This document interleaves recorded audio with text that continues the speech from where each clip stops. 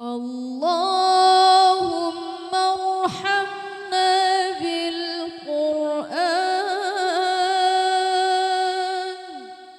واجعله لنا إماما ونورا وهدى ورحمة. اللهم ارحمنا بالقرآن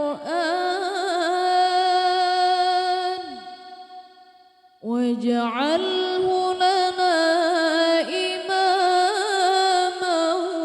ونورا وهدى ورحمة.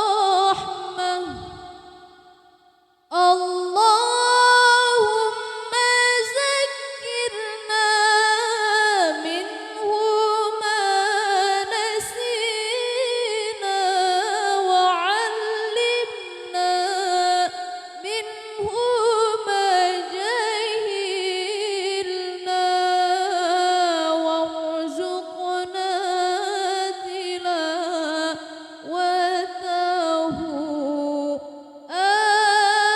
آناء الليل وأطراف النهار واجعل